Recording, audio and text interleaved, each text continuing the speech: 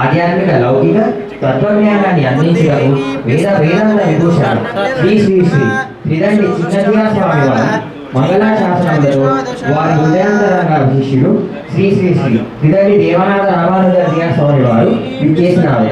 వారిని మనందరి మంగళ కరచాల ద్వారాలలో మధ్య వేదికను అలంకరించవలసిందిగా ఆస్వాడాభ్యాస పాఠశాలల తరఫున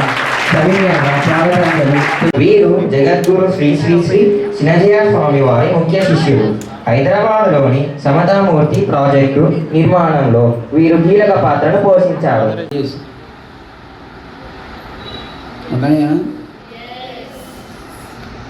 సో మన అన్ని మ్యాథమెటికల్ క్యాలిక్యులేషన్స్, కెమికల్ ఈక్వేషన్స్ అదేనా కాదు?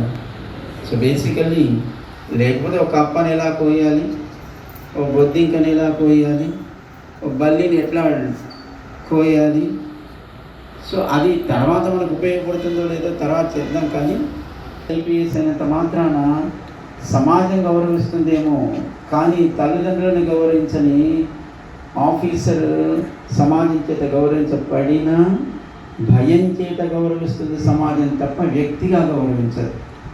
అధికారంలో ఉన్న వ్యక్తిని భయం చేత సమాజం గౌరవిస్తుంది, but not like a human. ఒక మనిషిని గౌరవించినట్టుగా గౌరవించదు. అవునా కాదా?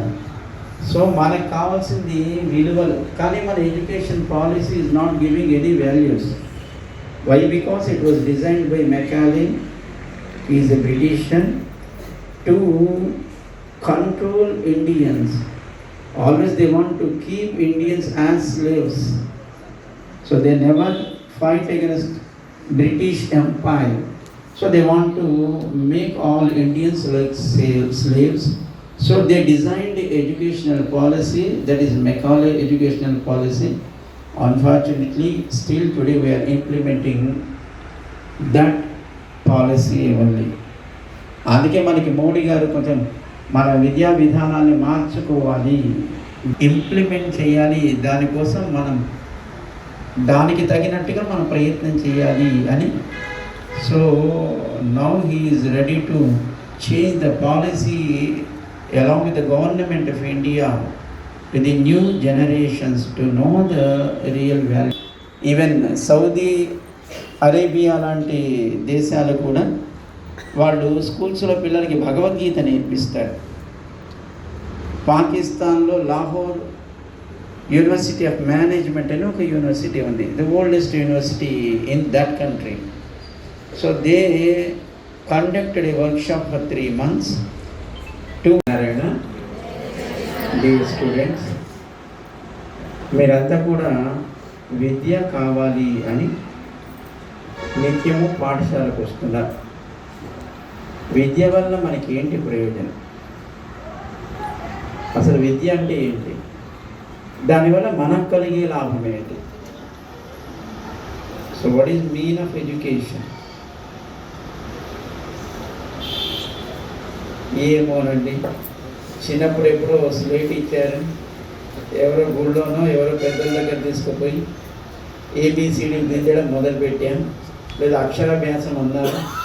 అప్పటి నుంచి పుస్తకాలు, పెన్సిళ్ళు, పెన్నులు ఎన్ని విరిగిపోయాయో, ఎన్ని పోయాయో, ఎన్ని పుస్తకాలు చినిగిపోయాయో తెలియదు, కానీ 10వ తరగతి దాకా వచ్చాం. ఆ తర్వాత ఇంకో 15 సంవత్సరాలు 10 సంవత్సరాలు ఈ ప్రాసెస్ సాగుతూ ఉంటుంది. బట్ ఎందుకు అనేది మాకేం పెద్దగా తెలియదు అన్నట్టుగానే ఉందా లేదా?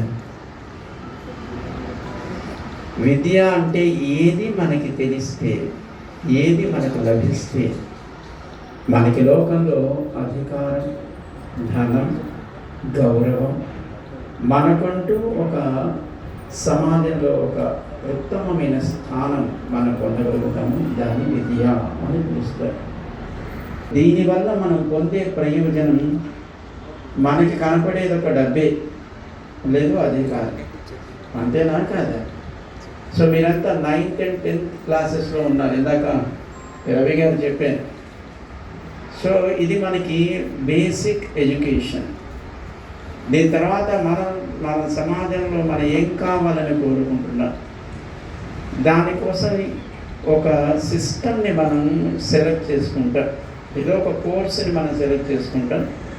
That is in your next level, intermediate level. So doctor కావాలా, బైపీసీ, ఇంజనీర్ కావాలా, ఎంపీసీ, లేదా ఏదైనా చార్టెడ్ అకౌంట్ కావాలా, ఇంకొక course. Or otherwise you want to become an IAS or IPS like that. So you may select some other courses.